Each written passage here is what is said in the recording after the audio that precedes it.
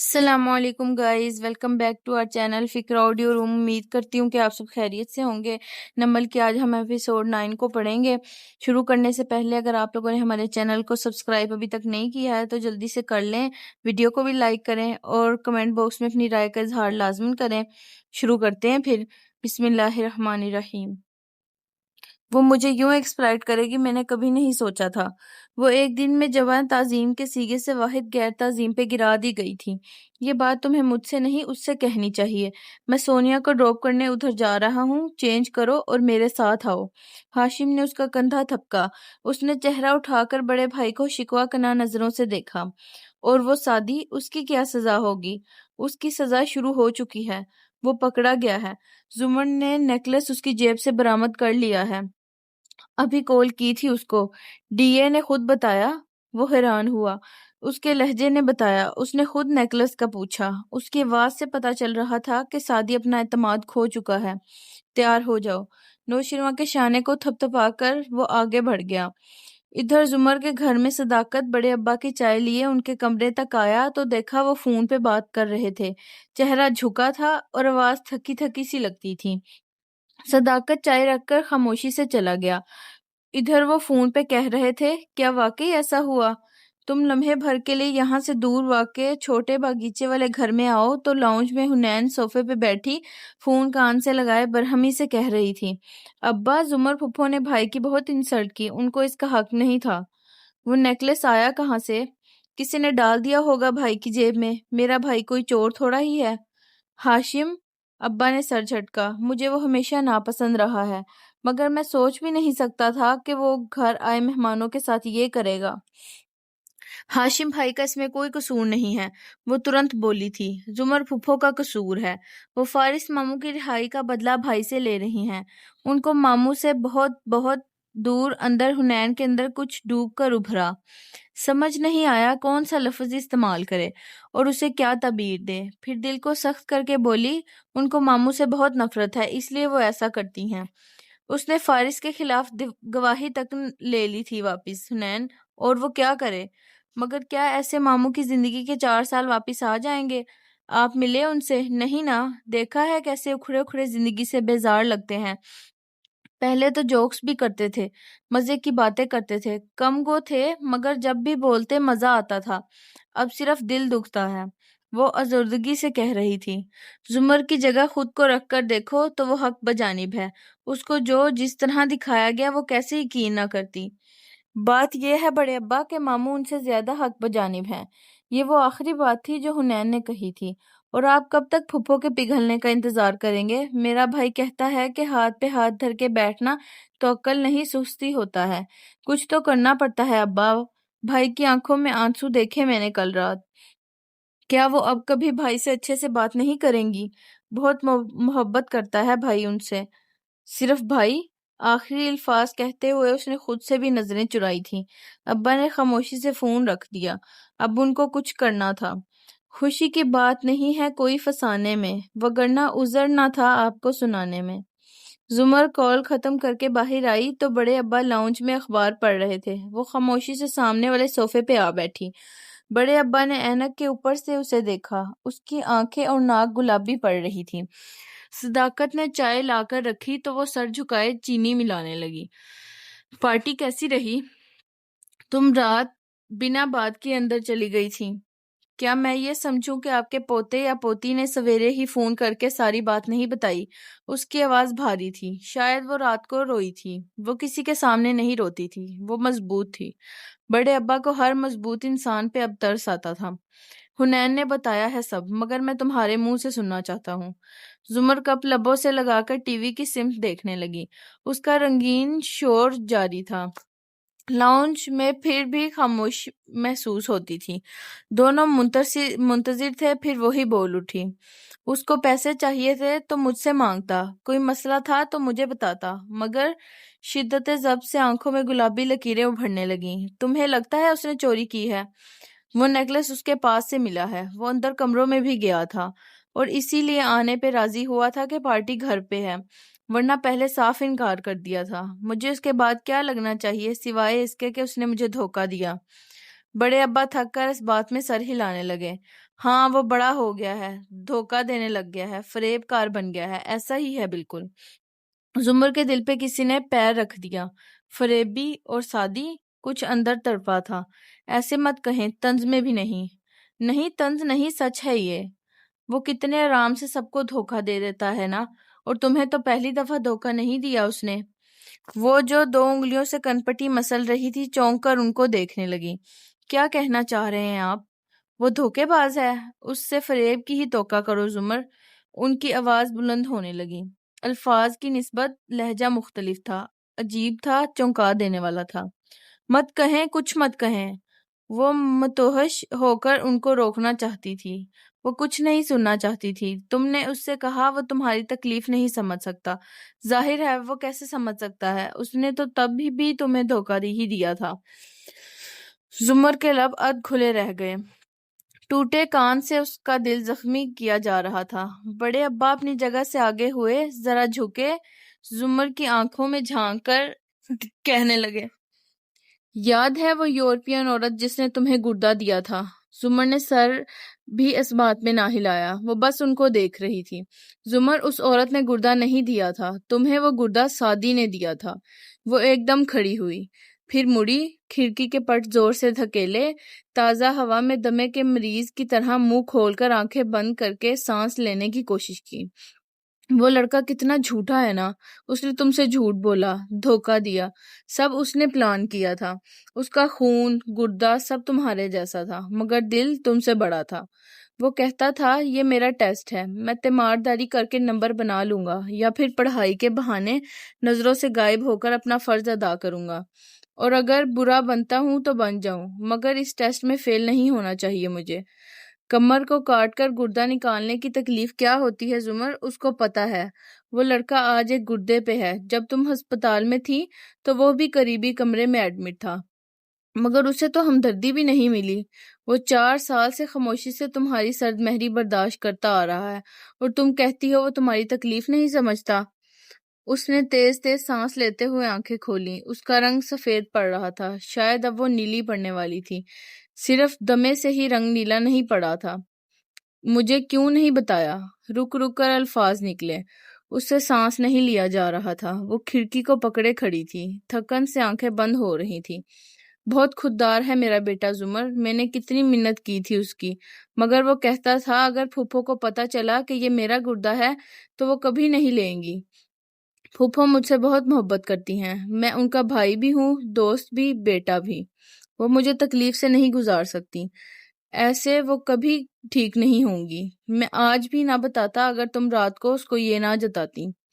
اس نے کرب سے آنکھیں بند کر لیں۔ گردہ کٹنے کی تکلیف زیادہ بڑی تھی یا دل کٹنے کی؟ اس سوال کو تو جواب کی ضرورت ہی نہ تھی۔ وہ پسمردہ نحیف چہرے کے ساتھ اس کی پشت کو دیکھ رہے تھے۔ اگر آج تمہارے پاس ایک گردہ ہے تو اس کی وجہ سادی ہے۔ وہ دھیرے سے پلٹی، اس کی آنکھوں کی گلابی لکیریں سرخ پڑ چکی تھیں، شاید ان میں نمی بھی تھی، بھلے وہ انہیں نہ گرنے دے، مگر وہ بہرحال آنسو تھے۔ آپ یہ کہہ رہے ہیں کہ اگر آج اس کے پاس ایک گردہ ہے تو اس کی وجہ میں ہوں؟ اور یہ سوال نہیں تھا، سو اس کا کوئی جواب بھی نہ تھا۔ وہ نم آنکھوں سے اس کو دیکھتے رہے، جواب کا انتظار اسے بھی نہ تھا۔ وہ تیزی سے اپنے کمرے کی طرف چلی گئی۔ کھڑکی اب پوری کھل چکی تھی اور تازہ ہوا بہت امید افزا تھی۔ الفت کے سودے کون کرے، نفرت کی جھولی کون بھرے، ہم کاروباری دنیا میں بیگانے ہی بیگانے ہیں۔ سیاہ BMW اس بنگلے کے پورچ میں رکی۔ شوفر نے فوراً دروازہ کھولا، ہاشم باہر نکلا اور سونیا کی انگلی پکڑے اسے بھی باہر لایا، پھر گلاسز اتار کر گریبان میں اٹکاتے ہوئے داخلی دروازے کو دیکھا جہاں شہری کھڑی تھی۔ وہ ابھی اٹھی تھی مگر باب کٹ بال بالکل سیٹ تھے۔ بائے بابا، سونیا سے ملنے کو وہ جھکا تو اس نے باپ کے دونوں گال چومے، پھر پیچھے اترتے نوشرواں کو ہاتھ ہلایا۔ بائے شیرو۔ وہ جو خشمگی نگاہوں سے صرف شہری کو دیکھ رہا تھا، بدوقت مسکرا کر سر کو خم دیا۔ سونیا بھاگتی ہوئی ماں کے گلے لگ گئی جو اس کے لیے جھکی تھی، ان دونوں سے قطعاً بے نیاز۔ میرا بیبی۔ آنکھیں موندے بچی کو ساتھ لگائے وہ بڑبڑائی۔ ہاشم ایک ہاتھ جیب میں ڈالے مسکرا کر دونوں کو دیکھ رہا تھا۔ بتایا ہے مجھے سونیا نے رستے میں کہ اسے کتنی خواہش تھی ہمارے ہنی مون کی تصاویر دیکھنے کی۔ شہری بے اختیار سیدھی ہوئی، نگاہیں پھسل کر خود کو چبھتی آنکھوں سے دیکھتے شیرو پہ گئی۔ اس کی گردن میں گلٹی سی ابھر کر معدوم ہوئی تو وہ بظاہر لاپرواہ تھی۔ سونیا کو سر کے اشارے سے اندر بھیجا۔ تو تمہیں لگتا تھا کہ تم مجھے بیوقوف بنا لو گی؟ وہ مسکراتے ہوئے آگے آیا، اس کے بالکل مقابل کھڑا ہوا اور آنکھوں میں دیکھ کر بولا، تم کیا کہہ رہے ہو؟ وہ اکتائی۔ شہری، انسان میں اتنے گٹس ہونے چاہیے کہ اپنے عمل کی ذمہ داری لے۔ تم سے اچھا تو سادی نکلا۔ 2 ہاتھ لگائے میرے گارڈز نے تو سب بک دیا کہ کس طرح تم نے اسے پاس ورڈ دیا، اور ہاں وہ بھی میری ہی بیٹی کے کیک پہ۔ تم اچھی جاسوس بن سکتی ہو ویسے۔ تم نے ISI کے لیے اپلائی کیوں نہیں کیا؟ شہری کے آبرو حیرت سے اٹھے۔ سادی نے؟ او، تمہیں لگا تھا وہ نہیں بتائے گا؟ شہری کی آنکھوں میں غصہ اور بیزاری ابھری۔ میں تم سے اتنی اکتا چکی ہوں کہ تمہارے خلاف مدد مانگنے والے کو انکار نہیں کر سکتی، اور کسی اچھے دوست کو تو بالکل نہیں۔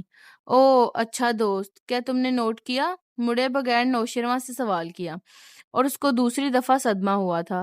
ابھی تک امید تھی کہ شاید، مگر اب نہیں۔ غم غصے میں بدلنے لگا۔ وہ بھائی کے عقب سے نکل کر آگے آیا۔ کیا تمہیں میں ہی ملا تھا استعمال کرنے کے لیے؟ بھوے بھینچے، وہ غصے سے کہہ رہا تھا۔ وہ بھی اس لوزر سادی کے لیے؟ اس کو تو میں چھوڑوں گا نہیں، اور بدلہ تو میں تم سے بھی لوں گا۔ گو کہ ہاشم یہی چاہتا تھا، مگر نوشرواں کا پارا کس طرح تیز چڑھتا، غصہ قابو کرنے کے لیے اسے اس کی کوہنی تھامنا پڑی۔ نوشرواں سر جھٹک کر رخ موڑ گیا۔ شہری بس ضبط سے ان دونوں کو دیکھے جا رہی تھی۔ آئندہ میرے خلاف کسی کی مدد کرنے سے پہلے یہ سوچ لینا کہ پھر تمہیں ساری زندگی اپنی بیٹی کی شکل نہیں دیکھنے دوں گا، اور اگر کوئی شک ہو تو پہلی قسط تم 3 دن بعد تب دیکھو گی جب تم چھٹیوں پہ دبئی اکیلی جاؤ گی۔ سونیا کو اس لیے چھوڑ رہا ہوں کہ 2 دن گزار لو اس کے ساتھ۔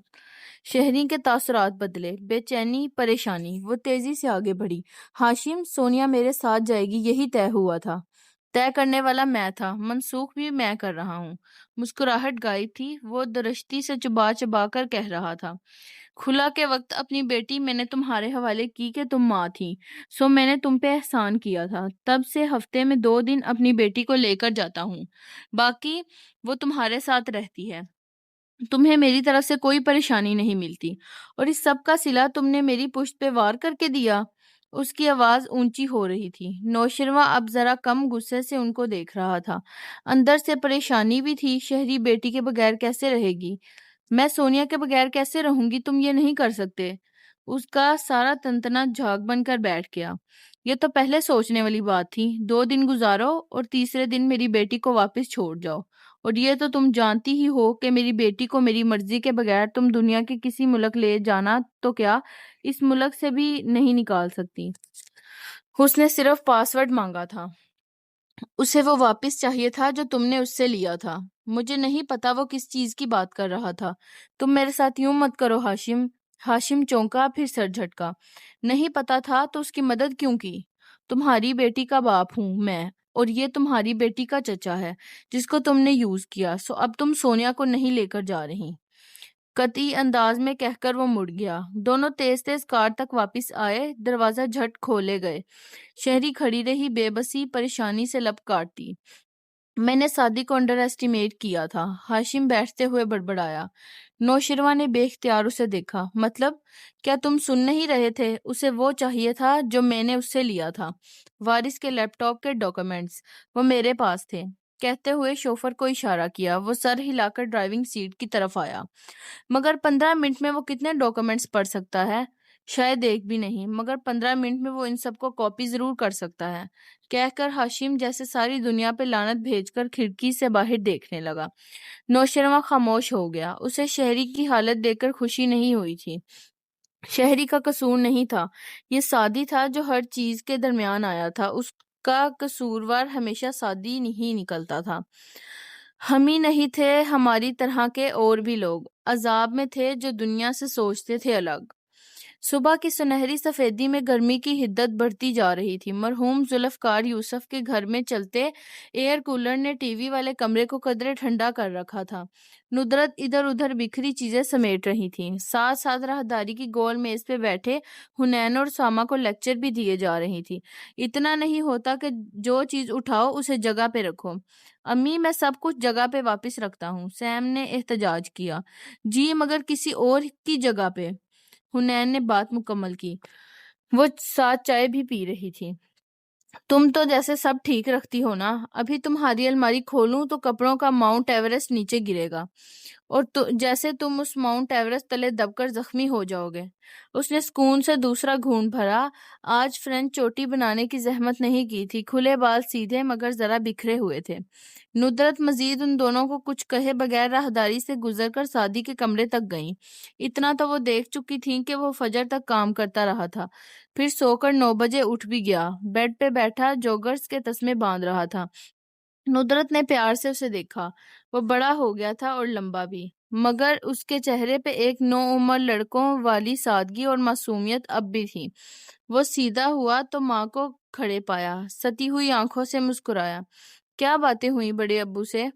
وہ اٹھ کر لیپ ٹاپ بیگ میں سمیٹنے لگا۔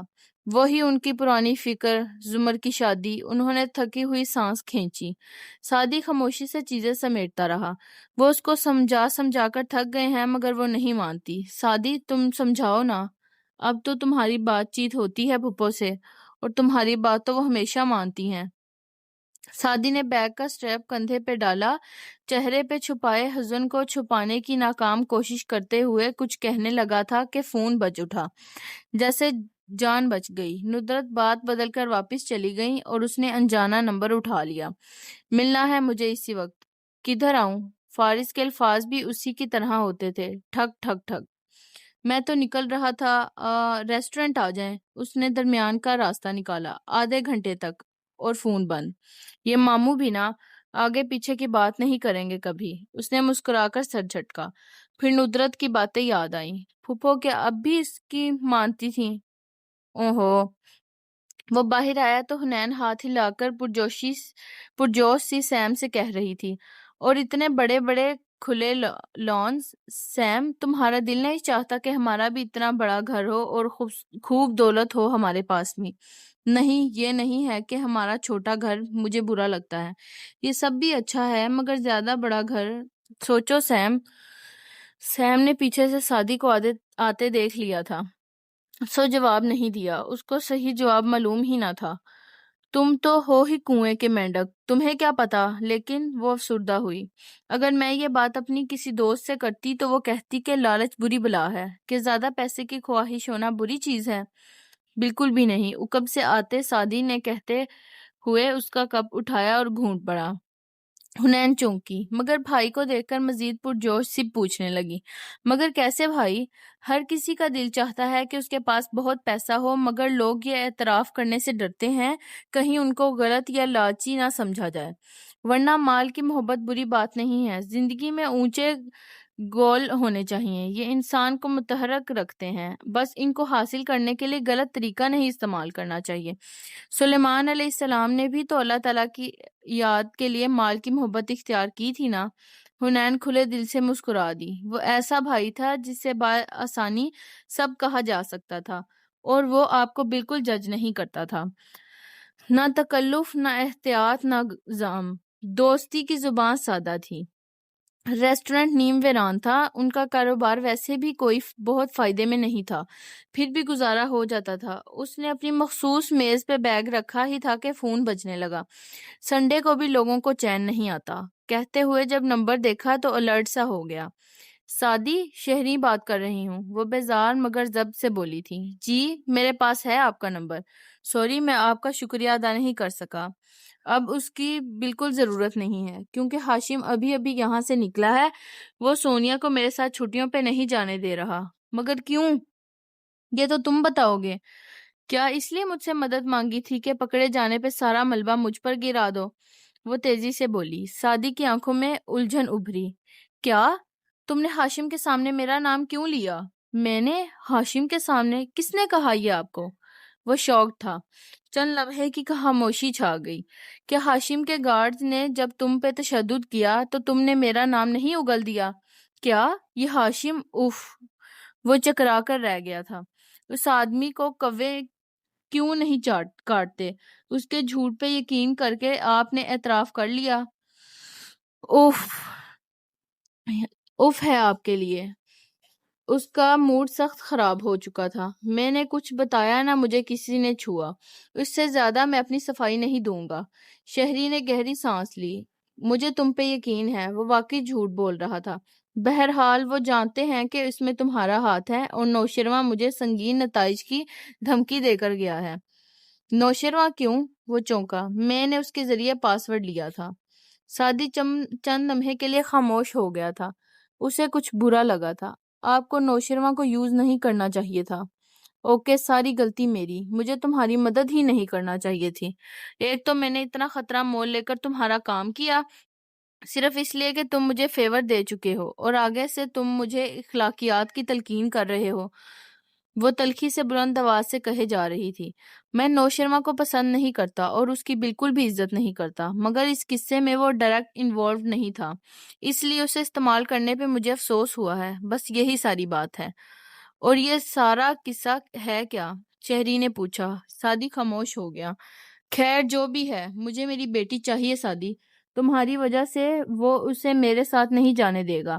آپ اس کی ماں ہیں، اسے خاموشی سے لے کر نکل جائیں، تاکہ وہ اگلے 24 گھنٹے میں میرے سر پر پہنچ کر میری بیٹی چھین لے اور کبھی مجھے اس کی شکل بھی نہ دیکھنے دے۔ میں اس کو لے کر دنیا کے کسی بھی حصے میں چلی جاتی اگر مجھے یقین ہوتا کہ وہ وہاں نہیں پہنچ سکتا۔ اور پھر میں کیوں بھاگوں؟ میری زندگی یہاں سیٹل ہے، دوست، ماں باپ سب یہاں ہیں، اور میں اس روٹین میں خوش تھی، مگر اس کا گلا تھک گیا۔ وہ سانس لینے کو رکی۔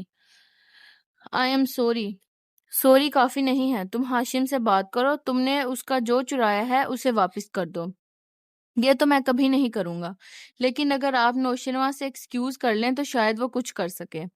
تم کیوں کچھ نہیں کر سکتے؟ میں آپ کو جھوٹی تسلی نہیں دینا چاہتا، ایمانداری سے بتا رہا ہوں، میری بات ہاشم نہیں مانے گا۔ آپ شیرو نہیں تو سونیا کو راضی کریں، وہ ضد کرے گی تو ہاشم مان جائے گا۔ وہ کرسی پہ بیٹھا گلاس وال کو دیکھے جا رہا تھا۔ یکدم کوئی جھلک دکھائی دی، گہرے بھورے گنگریالے بال۔ اس نے چونک کر گردن موڑی، پھر اجلت سے خدا حافظ کہہ کر فون رکھتا کھڑا ہوا۔ وہ اس کو دیکھتی ہوئی آ رہی تھی۔ آنکھوں کا گلابی پن اب مدھم تھا۔ سادی سانس روکے کھڑا تھا۔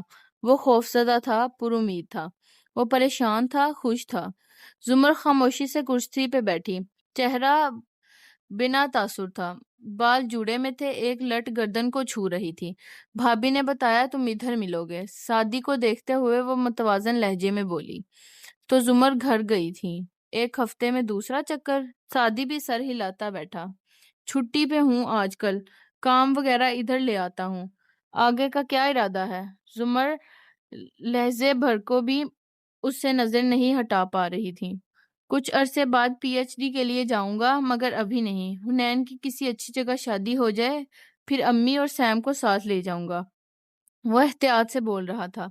زمر کا کوئی بھروسہ نہیں کس بات سے رات والے واقعے کا ذکر چھیڑ دے۔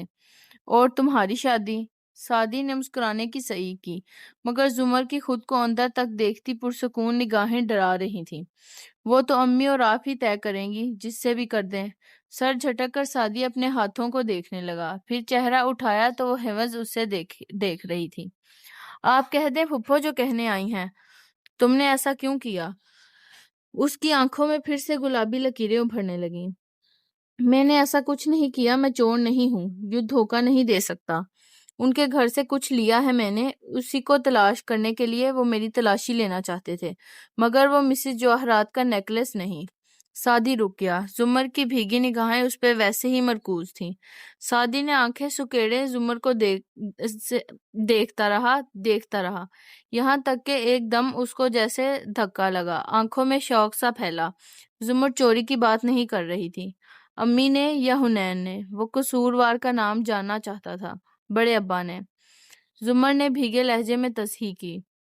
سادی کچھ بولنے کے قابل نہیں رہا، لب بھینچ کر دوسری سمت دیکھنے لگا، پھر سر جھٹکا۔ میں ان کو اس کے لیے معاف نہیں کروں گا۔ وہ بری طرح ہرٹ ہوا تھا۔ زمر کی آنکھوں میں دیکھنے کی ہمت نہیں تھی۔ اندھیرے میں کھڑے شخص پہ کسی نے فلڈ لائٹ مجھے کیوں نہیں بتایا؟ میں تمہیں یہ کبھی نہ کرنے دیتی۔ یہ گردہ تو کیا پتا اسی وقت ضائع ہو جاتا، کیا پتا کچھ سال بعد ضائع ہو جائے۔ میں واپس اسی سٹیج پہ آ جاؤں گی۔ اپنے لیے تمہاری صحت کے ساتھ اتنا بڑا نقصان میں تمہیں کبھی نہ کرنے دیتی سعدی۔ اسی لیے نہیں بتایا۔ اس نے گہری سانس لے کر سر اٹھایا۔ زمر کا چہرہ آنسوؤں سے گیلا تھا۔ وہ 4 سال پہلے والی زمر تھی۔ وہ پھپھو سے واپس زمر بن گئی تھی۔ میں ہم دونوں میں سے پہلا دھوکے باز نہیں ہوں زمر۔ کیا آپ نے کبھی مجھے دھوکے میں رکھ کر کچھ نہیں کیا؟ کیا میرے لیے، حنین، اسامہ کے لیے آپ نے کچھ نہیں کیا؟ یاد ہے جب ہم اسکول میں تھے؟ میں سعدی، اس نے روکنا چاہا۔ نہیں، مت روکیں، سنیں، میں چھوٹا تھا، آپ مجھ سے 8 سال بڑی تھی، 8 کلاسز آگے تھی، ہمارا ایک ہی اسکول تھا، امی اور دادی کی نہیں بنتی تھی، ہم الگ رہتے تھے۔ ابو کے حالات اچھے نہیں تھے مگر خوددار تھے۔ بڑے ابو کو ہوا نہیں لگنے دیتے تھے، پھر میں ان ہی کا بیٹا تھا۔ ان سے اسکول لے جانے کو پیسے نہیں مانگتا تھا۔ امی اور ابو اپنے مالی مسائل میں اتنے الجھے ہوتے تھے کہ خود سے دینے کا خیال بھی نہ آتا۔ میں گھر سے آدھی چیزوں کے بغیر آتا تھا، مگر اسمبلی سے کلاس میں واپس آتا تو میری جیومیٹری باکس میں پینسل، ربڑ، شارپنر، رولر اور وہ کیا تھا، ہاں، پروٹیکٹر، وہ سب پورا ہوتا تھا۔ آپ بنا بتائے روز صبح میرا بیگ چیک کر کے چیزیں رکھ جاتی تھی اور آپ اسمبلی سے لیٹ بھی ہو جاتی تھی، اسی لیے ڈانٹ بھی کھاتی۔ مگر زمر، آپ ہمیشہ سے بہت ڈٹرمائنڈ رہی ہیں، جو ٹھان لی اسے کرنا ہے۔ وہ بھیگی آنکھوں سے مسکرائی۔ اسے یوں سر جھکا کر بولتے سننا اچھا لگ رہا تھا، اور ہر بریک میں مجھے ساتھ لے جاتی۔ تب 2 روپے کا سموسہ اور 1 روپے کی نمکو ہوتی تھی۔ آپ کہتی میں 3 روپے لائی ہوں، میں چیز لے کر کھا لوں گی، تم میرا لنچ کھا لو۔ ان دونوں میں نہ لنچ لاتا تھا نہ پیسے۔ آپ کہتی امی نے جو کباب دیا ہے وہ مجھے نہیں پسند، تم لے لو، اور میں یقین کر کے کھا لیتا۔ بہت دن بعد خیال آیا کہ کباب تو آپ کو بہت پسند تھے۔ بہت سالوں بعد خیال آیا کہ کبھی آپ کو کینٹین سے کچھ خرید کر کھاتے نہیں دیکھا۔ زمر نے ہتھیلی سے آنسو رگڑے، پھر اسی اداسی سے مسکرائی۔ ان دنوں بڑے ابا کی نوکری چلی گئی تھی، ہمارے حالات بھی اچھے نہیں تھے، دونوں باپ بیٹے خوددار تھے، میں دونوں کا بھرم رکھنا چاہتی تھی۔ ہاں، میں بہت دیر سے سمجھا کہ آپ پیسے نہیں لاتی، میرے لیے آپ سارا دن بھوکی رہتی تھی۔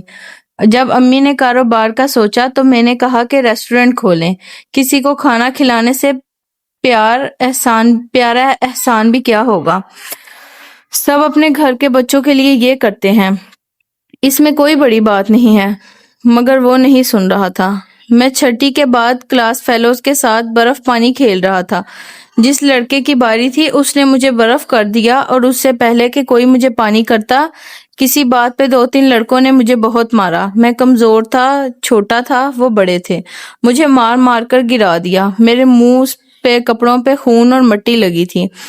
آپ پتہ نہیں کہاں سے آئیں، آپ نے مجھے اٹھایا، میرا چہرہ صاف کیا، اپنی یونیفارم کی پٹی سے خون صاف کیا، پھر پکڑ کر بینچ پہ ساتھ بٹھایا اور پوچھا، ان لڑکوں کا نام بتاؤ، کلاس اور سیکشن۔ میں ڈر گیا، کہا کہ جانے دیں، مگر آپ تو نہ شروع سے ہی پروسیکیوٹر تھی، آپ تو اڑ گئیں۔ وہ کوئی اور لوگ ہوتے ہیں جن کے سعدی کو کوئی مار جائے اور وہ چپ کر کے بیٹھ جائیں، میں تو غلط چیز پہ چپ نہیں رہوں گی۔ ہمارے سعدی کو کس نے مارا ہے؟ آپ مجھے اسی طرح کہا کرتی تھی، ہمارا سعدی، اور اس وقت آپ کے یہی 3 الفاظ تھے، نام، کلاس، سیکشن۔ مجھے بتانا پڑے، تب مجھے پتا چلا آپ کتنی مستقل مزاج ہیں، اور ہیڈ اسٹرانگ بھی۔ آپ ان لڑکوں کے پاس گئیں، ان کو کچھ نہیں کہا، صرف پیار سے ان کے ماں باپ کے پتے پوچھے۔ پھر اللہ جانے کیسے آپ نے ان کے والدین کو اسکول بلایا، وہ لڑکے، مجھے ٹیچرز، پرنسپل، سب کو ایک کمرے میں اکٹھا کیا، اور پھر آپ نے وہ لمبی تقریر کی، وہ شرمندہ کیا ان کو کہ مجھے یقین ہے گھر جا کر ان لڑکوں کو مجھ سے زیادہ مار پڑی ہوگی۔ زمر نرمی سے ہنسے جا رہی تھی۔ سعدی نے عرصے بعد اسے یوں ہنستے دیکھا تھا۔ میں 10 سال کا تھا جب آپ کی منگنی ہوئی تھی، پہلی منگنی۔ اس کے اگلے الفاظ نے زمر کی ہنسی ٹھہرا دی۔ وہ سر جھکا کر کہنے لگا، ان کو شادی کی جلدی تھی۔ بڑے ابا نے سارا جہیز جمع کر لیا تھا۔ آپ نے انٹر کے بعد پڑھائی بھی بس کر دی۔ شادی کی تیاریاں عروج پہ تھیں۔ دادی نے سارا سامان اسٹور میں رکھا تھا، کپڑے فرنیچر سب اوپر نیچے گھسایا تھا۔ میں اور آپ وہاں بیٹھے باتیں کرتے تھے۔ آپ مجھے بہت شوق سے اپنی چیزیں دکھا رہی تھی۔ میں نے زندگی میں کبھی دوبارہ آپ کو اتنا خوش نہیں دیکھا جتنا تب دیکھا تھا۔ چھوڑو اس بات کو۔ اس نے تکلیف سے پہلو بدلا۔ مجھے تو وہ سب یاد ہے۔ آپ چلی گئی تھی، میں اکیلا تھا۔ میں نے کچھ چلایا تھا، کیا پتا نہیں کیا، میں باہر آ گیا مگر آگ نہیں بجھی۔ سارا سٹور جل کر راکھ ہو گیا۔ اگر وہ سٹور الگ نہ بنا ہوتا تو سارا گھر جل جاتا۔ بڑے ابا کے پاس جہیز دوبارہ بنانے کی رقم نہ تھی۔ لڑکے والوں کے پاس مہلت دینے کا ظرف نہ تھا۔ آپ کی منگنی ٹوٹ گئی۔ دادی کو شک تھا کہ اس میں میرا ہاتھ ہے، مگر آپ نے سب سے کہا یہ آپ سے ہوا ہے۔ آپ نے مجھ تک بات نہ آنے دی۔ میں نے پوچھا کہ کیوں جھوٹ بول رہی ہیں تو آپ نے کہا، سادی میں تمہیں پروٹیکٹ کر رہی ہوں، میں ہمیشہ تمہیں پروٹیکٹ کروں گی۔ اس میں تمہارا قصور نہیں تھا۔ اور آپ کی دوسری منگنی ختم ہونے میں بھی میرا ہی قصور تھا۔ میں نے آپ کو مجبور کیا تھا وارث ماموں کے کیس کے لیے۔ میں نے آپ کو اس میں پھنسایا تھا۔ کیا اس سب کے بعد بھی اور دوسری ان گنت قربانیوں کے بعد بھی جو آپ نے ہمارے لیے دیں، میں آپ کے لیے اتنا سا بھی نہ کر سکتا تھا؟ زمر نے نفی میں سر ہلایا۔ کچھ بھی تمہاری وجہ سے نہیں ہوا، یہ میری قسمت تھی۔ میں 4 سال غلط وجہ سے تم سے خفا رہی، یا شاید میں انتظار کرتی رہی کہ تم نے بھی تو میری موجودگی میں آنا چھوڑ دیا تھا۔ میں چاہتا تھا ہم ناراضی میں کم سے کم سامنا کریں۔ مجھے پتا تھا ایک دن ہماری صلح ہو جائے گی۔ خون کے رشتوں میں صلح ہو ہی جاتی ہے، مگر میں درمیان کی تکلیف سے بچنا چاہتا تھا۔ زمر نے نم آنکھوں سے مسکرا کر اسے دیکھا، جو سر جھکائے لب کاٹتا کہہ رہا تھا، یہ وہی بچہ تھا جس کو انگلی پکڑ کر چلنا سکھایا تھا۔ یہ اتنا بڑا کب ہوا؟ کیا آپ کل رات کے لیے ابھی بھی ناراض ہیں؟ سادی نے سر اٹھا کر ڈرتے ڈرتے پوچھا۔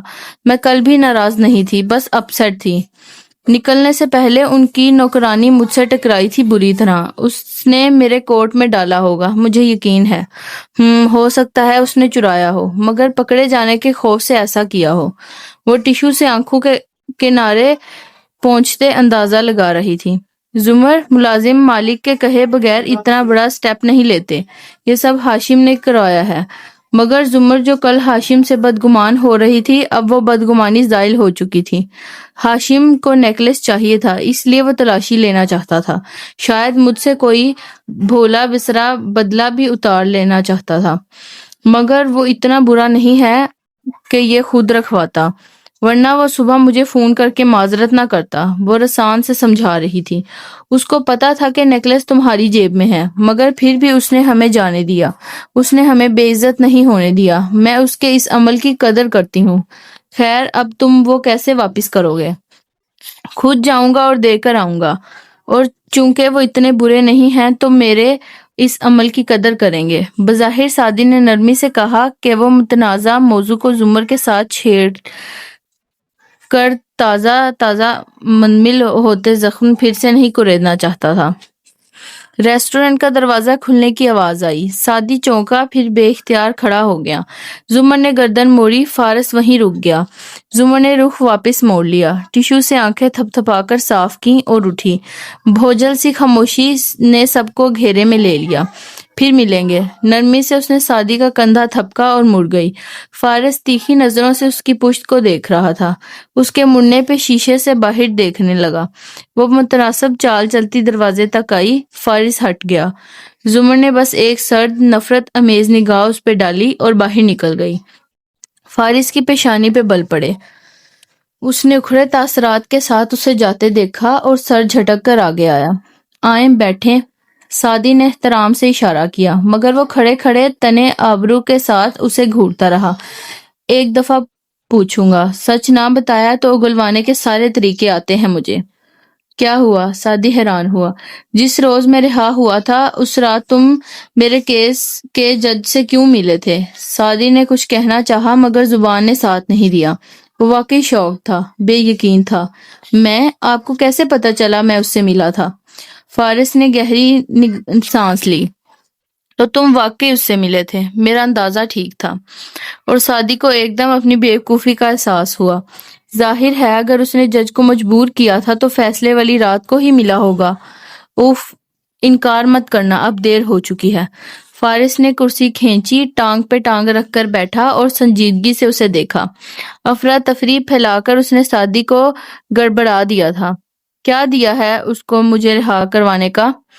وہ سنجیدگی سے پوچھ رہا تھا۔ آپ بے گناہ تھے۔ میں نے پوچھا کیا دیا ہے؟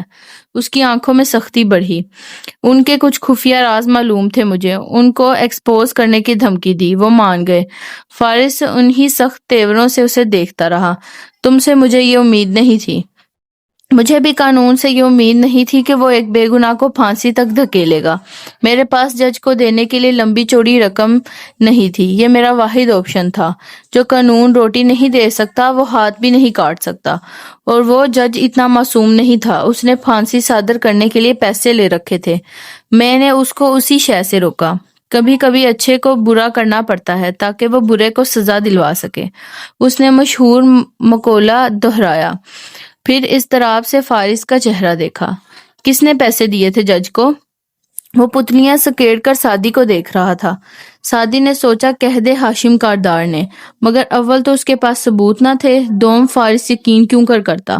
کیونکہ گرفتاری کے بعد سے اب تک ہاشم نے منہ زبانی ہمیشہ بظاہر فارس کا ساتھ دیا تھا، اور فارس اسے جتنا ناپسند کرتا ہو وہ ہاشم کو اپنے بھائی اور بیوی کا قاتل نہ مانتا، اور اگر مان بھی لے تو اس کا غصہ جو انٹیلیجنس کی نوکری نے دبا دیا تھا، جیل کے 4 سال واپس لے آئے تھے، اور ادھر فارس کو یقین آتا ادھر جا کر وہ ہاشم کا گریبان پکڑ لیتا۔ کیا اتنی جلدی یوں اسے ہاشم کو خبردار کر دینا چاہیے، یا سب تیاری کر کے ایک ہی دفعہ حملہ کرنا چاہیے؟ وہ فائلز ابھی تک ڈیکوڈ نہیں ہوئی تھیں۔ سعدی نے فیصلہ کرنے میں لمحہ لگائے۔ جج نے نہیں بتایا، مگر میں پتہ کروا لوں گا۔ وہ نگاہ ملائے بغیر لڑکوں کو آوازیں دینے لگا۔ کیا لیں گے آپ؟ سنو سعدی، پھر اسے سختی سے سمجھایا۔ یہ میرے مسئلے ہیں، میرے دشمن ہیں، ان کو میں خود ہینڈل کروں گا۔ آئندہ تم ان معاملوں سے خود کو دور رکھو گے۔ بات سمجھ میں آئی ہے یا نہیں؟ مگر کافی تو لیں گے نا آپ؟ وہ اتنی ہی معصومیت سے بولا تھا۔ لے چکا میں سب۔ فارس نے ناک سے مکھی اڑائی اور اٹھ گیا۔ ماموں رکیں، بڑے ابا نے آپ سے ملنا ہے۔ فارس جاتے جاتے مڑا، ماتھے کے بل ڈھیلے ہوئے شیشے کی دیوار پہ نظر ڈالی۔ وہ کب کی جا چکی تھی۔ کل ان کے گھر چلیں؟ گھر؟ اس نے ناگواری سے آبرو اٹھائی اور دوبارہ شیشے کی دیوار کو دیکھا۔ وہ اس وقت گھر پہ نہیں ہوں گے، ان کی ڈاکٹر سے اپائنٹمنٹ ہے۔ آپ نے انکار کیا تو بڑے ابا کا دل ٹوٹ جائے گا۔ فارس نے لب کھول کر بند کیے، متذبذب سا سر جھٹکا۔ اچھا، کل دیکھیں گے۔ اور ہاں، وہ موضوع ابھی ختم نہیں ہوا۔ تنبیہ کر کے وہ لمبے لمبے ڈگ بھرتا باہر نکل گیا۔ سعدی نے گہری سانس لے کر اعصاب ڈھیلے چھوڑ دیے۔ پیر کی صبح ہر دوسرے آفس کی طرح وہاں بھی کاموں کی افراتفری پھیلی تھی۔ جوہرات باریک ہیل سے کوریڈور میں چلتی آ رہی تھی، گزرتے لوگوں کے سلام کا مسکرا کر سر کے خم سے جواب دیتی۔ وہ ہمیشہ کی طرح دمک رہی تھی۔ راہداری کے سرے پہ اس نے دروازہ کھٹکھٹایا، پھر کھول کر اندر آئی تو راستے بھر کی مصنوعی مسکراہٹ غائب ہوئی اور اس کی جگہ تشویش نے لے لی۔ لیپ ٹاپ پہ کچھ ٹائپ کرتے ہاشم نے ایک نظر اسے دیکھا، پھر واپس ٹائپ کرنے لگا۔ اس کا کوٹ سٹینڈ پہ لٹکا تھا اور وہ مصروف لگ رہا تھا۔ خیریت؟ میری سمجھ میں نہیں آ رہا ہے کہ وہ لڑکا 2 دن سے تمہارا سارا ڈیٹا لے کر بیٹھا ہے اور تم اتنے سکون سے کام کر رہے ہو۔ میز پہ ہاتھ رکھ کر جھجکتے ہوئے وہ تشویش سے بولی۔ پہلی بات، میرے ڈاکومنٹس سیکیورٹی کی تہوں میں تھے جنہیں وہ نہیں توڑ سکتا۔ میں بھی 4 بندوں کے ساتھ اس کے گھر پر دھاوا بول سکتا ہوں، اس کے سارے کمپیوٹرز اور فائلز نکال سکتا ہوں، مگر میں اس کو یہ تاثر نہیں دینا چاہتا کہ اس کے پاس میری کوئی کمزوری ہے۔ کرسی گھما کر ماں کو دیکھتے ہوئے ہاشم تحمل سے کہہ رہا تھا۔ اور مجھے یقین ہے کہ وہ اتنی جلدی میرا اتنا سارا ڈیٹا کاپی کر سکتا ہے۔ خیر جو بھی ہو، وہ میرے پاس سب سے پہلے آئے گا، اور بالفرض اس کے پاس کچھ ہے بھی تو اس کو خاموش کروانے کے 101 طریقے آتے ہیں مجھے۔ اب اپنی پریشانی کی دوسری وجہ بتائیں مجھے۔ جواہرات نے گہری سانس لی، انگلی سے بال پیچھے کیے اور کرسی پہ بیٹھی۔ تمہارا بھائی کہاں ہے؟ وہ آج پھر نہیں آیا، خیر گھر پہ سو رہا ہوگا۔ وہ گھر پہ نہیں ہے، دوستوں کے ساتھ بھی نہیں ہے، مجھے اس کی فکر ہو رہی ہے۔ ہاشم نے موبائل اٹھایا اور ایک نمبر ملایا۔ ہاں شیرو، کدھر ہو؟ اسے ڈھونڈ کر خبر دو مجھے۔ اور فون میز پہ ڈال کر ماں کو دیکھا۔ مل جائے گا، آخر کہاں جانا ہے اس نے؟ وہ ڈسٹرب ہے شہری کی وجہ سے، اسے سمجھاؤ ہاشم۔ میں سنبھال لوں گا، کیوں فکر کرتی ہیں؟ سعدی کو بھی تمہیں سنبھالنا ہوگا، کیونکہ جب تک سعدی کو سزا نہیں ملے گی شیرو کا غصہ ہلکا نہیں ہوگا۔ مجھے ڈر ہے وہ کچھ غلط نہ کر بیٹھے۔ ممی، کیا یہ بہتر نہیں ہوگا کہ ہم شیرو کو اس کا غصہ نکالنے کے بجائے غصہ کم کرنا سکھائیں؟ میں اس بحث میں نہیں پڑنا چاہتی، تم سعدی کا کچھ کرو، وہ ویسے بھی اسے پسند نہیں کرتا۔ جتنا سعدی اس کا راستہ کاٹے گا اتنا ہی شیرو ہائپر ہوگا۔ ہاشم کچھ کہنے لگا تھا مگر موبائل بجا، اس نے کال اٹھا لی۔ ٹھیک ہے، پھر ماں کی طرف متوجہ ہوا۔ وہ شوٹنگ کلب گیا ہے اور وہ ٹھیک ہے، میں مل لوں گا اس سے، بے فکر رہیں۔ نرمی سے مسکرا کر وہ آگے جھکا اور جواہرات کا ہاتھ دبایا۔ وہ بدوقت مسکرائی۔ ہاشم پھر سے کام کی جانب متوجہ ہو گیا۔ دوست ہیں دل میں، ذہن میں دشمن، کوئی بھی مجھ سے دور نہیں ہے۔ سعدی نے گلاس ڈور کھولا۔ اندر آفس میں سارا کرسی پہ براجمان، گردن ترچھی کیے ایک فائل پہ کچھ لکھ رہی تھی۔ بس نگاہیں اٹھا کر اسے آتے دیکھا اور واپس لکھنے لگی۔ بال جوڑے میں بندھے تھے اور رخسار سرخ گلابی ہو رہے تھے۔ ڈاکٹر سارا، میں نے یہ کام مکمل کر لیا ہے، فیلڈ رپورٹ تیار ہے۔ اس نے سلام کے بعد کہتے ہوئے کاغذوں کا بنڈل میز پہ رکھا۔ آپ کی تعریف؟ سارا نے لکھتے ہوئے پوچھا۔ سعدی نے اچھا والے انداز میں آبرو اٹھائی۔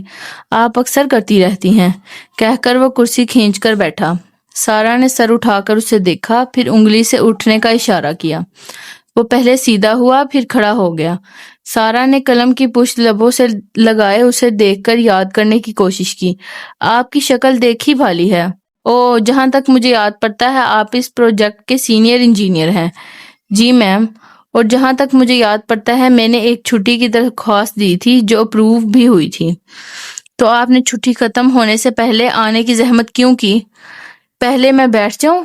اس نے پوچھا اور اسی طرح خفگی سے اسے دیکھتی رہی۔ سعدی پھر سے بیٹھا اور بنڈل اس کی طرف دھکیلا۔ آپ کا کام وقت سے پہلے کر دیا ہے، فیلڈ پہ جانے کی ساری تیاری بھی مکمل کر لی ہے۔ اب آپ وہ شکایت بتائیں جو آپ کو مجھ سے ہے۔ سارا نے فائل بند کی، ٹیک لگائی اور سنجیدگی سے اسے دیکھا۔ تمہیں پتا ہے سعدی، تھر کے اس فیلڈ پہ ہزاروں لوگ کام کر رہے ہیں اور ان سب کے اوپر اس عہدے پر پہنچنے والی میں واحد عورت ہوں، اور اس کی وجہ معلوم ہے کیا ہے؟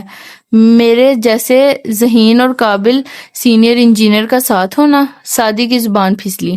اپنے کام سے کمیٹڈ ہو کر رہنا اور بلا وجہ کے ناغوں سے پرہیز کرنا۔ آپ کو پتا ہے میں بلا وجہ چھٹیاں نہیں کرتا۔ اب بھی کئی کام تھے تو وہ خاموش ہو گیا اور سنجیدہ بھی۔ اتنے اہم کام کہ تم نے مجھے فارس کے رہا ہونے کا نہیں بتایا۔ آپ نے پوچھا ہی نہیں، اس نے سادگی سے شانے اچکائے۔ پوچھا تھا میں نے، تم نے تو بات ٹال دی تھی۔ اچھا نا، اب تو پتہ چل گیا ہے آپ کو۔ وہ خوشگوار انداز میں گفتگو کی نوعیت بدلنے لگا۔ سارا اب فکر مندی سے اسی کو دیکھ رہی تھی۔ تم بہت پراسرار ہوتے جا رہے ہو، اب تو کچھ بتاتے ہی نہیں ہو۔ ہر چیز کا ایک وقت ہوتا ہے۔ میں نے کہا تھا نا اس بندے کے لیپ ٹاپ تک پہنچ جاؤں گا۔ پھر کون ہے وہ؟ کیا اسی نے وارث کو؟ سارے شکوے بھول کر سارا نے آگے ہوتے احتیاط سے پوچھا۔ سعدی نے اس بات میں سر ہلایا۔ بس تھوڑا سا انتظار کر لیں اور یہ سب مجھے سنبھالنے دیں۔ مسکرا کر بشاشت سے کہتا وہ اٹھ کھڑا ہوا۔ سارا کی آنکھوں میں شکایت پھر سے اود کر آئی۔ لڑکے، تم اگلے ماہ مجھے فیلڈ پہ اپنے ساتھ چاہیے ہو، تیاری کر لو۔ راجر باکس مسکرا کر ماتھے تک ہاتھ لے جا کر سلام کیا اور جانے کو مڑ گیا۔ سارا نے بمشکل مسکراہٹ دبائے سر جھٹکا۔ یہ سعدی بھی نا، یہ ہیں اہل دنیا کے دلچسپ دھوکے، کسی کو کسی سے محبت نہیں ہے۔ نوشرواں شوٹنگ پوائنٹ پہ کھڑا تھا، اس کی لین میں ایک پتلا پھڑپھڑا رہا تھا۔ اس نے دونوں ہاتھوں سے پستول پکڑے، بازو سیدھے کیے، ایک آنکھ بند کیے، نشانہ باندھا۔ کاندھوں پہ پہلے ہی headphone type ear protection پہنے ہوئے تھا اور آنکھوں پہ زرد گلاسز۔ تو کراس نے فائر کیا۔ ایک دو تین چار سب دل کے آس پاس لگے، دل ٹوٹنے اور پھٹنے سے بچا رہا۔ ہاتھ سیدھا رکھو، کندھے مت جھٹکو، اس پوائنٹ کو دیکھو۔ اپنے قریب ہاشم کی مدھم آواز سن کر وہ چونک کر مڑا، گلاسز لگائے، کیپ پہنے ہاشم اس کو دیکھے بنا آگے ہو کر اس کے ہاتھ کو سیدھا کر رہا تھا۔ نوشروہ نے ہولے سے سر جھٹکا، بیزاری ظاہر کرنے کی کوشش کی، مگر چونکہ وہ ہاشم کی آمد سے بیزار نہیں ہوا تھا سو ناکام رہا۔ اس کا بازو سیدھا کر کے ہاشم پیچھے ہٹا۔ اب نشانہ لو، پوری یکسوئی سے۔ اس کے کندھے کے پیچھے کھڑے ہوئے وہ پتلے کو دیکھ کر بولا۔ نوشروہ نے پتلے کو دیکھا، پلکیں سکیڑی، گہری سانس اندر کھینچی اور فائر کیا۔ دل اب بھی نہیں پھٹا۔ وہ اکتا کر سر جھٹکتا ایک طرف ہو گیا۔ مشین نے وہ پتلا پیچھے کر کے فریش پتلا سامنے کیا۔ ہاشم اس کی جگہ پہ آ کھڑا ہوا، پستول کا اوپری حصہ پیچھے کر کے لوڈ کیا۔ شہرین نہ اتنی خوبصورت ہے، نہ اتنی متاثر کن کہ تم ابھی تک اس صدمے سے باہر نہیں نکلے۔ دونوں ہاتھوں میں پکڑا پستول تاک کر نشانے پہ رکھتے وہ بولا، وہ آپ کی بیوی رہی ہے۔ شیرو سر جھکا کر جوتے سے فرش مسلنے لگا۔ وہ اس موضوع سے بچنا چاہ رہا تھا۔ مجھے اس سے فرق نہیں پڑتا، تم بتاؤ، تمہاری وہ پسند تھی، محبت تھی یا عشق تھی؟ سامنے دیکھتے ہوئے ہاشم نے فائر کیا۔ گولیوں کی ترتراہٹ شوٹنگ رینج کے اس اندرونی کمرے میں گونجی۔ ایک کے بعد دیگرے دو گولیاں پتلے کے دونوں ہاتھوں پہ لگیں۔ اس سے کیا فرق پڑتا ہے؟ شیرو نے بیزاری سے شانے اچکائے۔ فرق پڑتا ہے۔ اگر یہ پسندیدگی تھی تو شام تک تمہیں ٹھیک ہو جانا چاہیے۔ کہتے ہوئے اس نے پھر فائر کیا۔ دونوں آنکھوں کے بیچ گولی نے سوراخ کر دیا۔ اگر محبت تھی تو کچھ دن لگیں گے۔ زوردار گونج کے ساتھ اگلی گولی پیشانی پہ ماری۔ اور اگر عشق تھا تو پتلے کا نشانہ لیے نظروں کے سامنے سرخ رومال سا لہرایا۔ ریڈ سرخ تو پھر یہ لا علاج ہے۔ آخری گولی دل پہ ماری، دل پھٹ گیا۔ ہاشم نے گلاسز اتارے، آنکھیں سکیڑ کر تنقیدی نگاہوں سے پتلے کا جائزہ لیا جسے اب پیچھے لے جایا جا رہا تھا۔ پھر علامتی طور پہ پستول کی نالی پہ پھونک ماری، اسے پینٹ کی پچھلی جیب میں اڑسا اور پرسکون سا نوشروہ کی طرف مڑا۔ پسند سے زیادہ، محبت سے کم۔ وہ جوتے سے مسلسل فرش مسل رہا تھا۔ یا شاید شہری کے تمہیں استعمال کرنے سے زیادہ صدمہ تمہیں سعدی کے کہنے پہ استعمال کیے جانے پہ ہوا ہے۔ نوشروہ کے جھکے چہرے پہ مارے اہانت کے سرخیاں دوڑنے لگیں، مٹھیاں بھینچ لیں۔ ہاشم نے بہت غور سے اسے دیکھا۔ سعدی کو دنیا میں سب سے زیادہ محبت کس سے ہے معلوم ہے؟ نوشروہ نے سلگتی نگاہیں اٹھا کر اسے دیکھا۔ ڈی اے زمر سے۔ ہاشم نے اثبات میں گردن ہلائی۔ آج کے لیے بس اتنا ہی، اب ملتے ہیں کل کے ایپیسوڈ میں۔ ہمیشہ خوش رہیں، ہنستے مسکراتے رہیں۔ خدا حافظ۔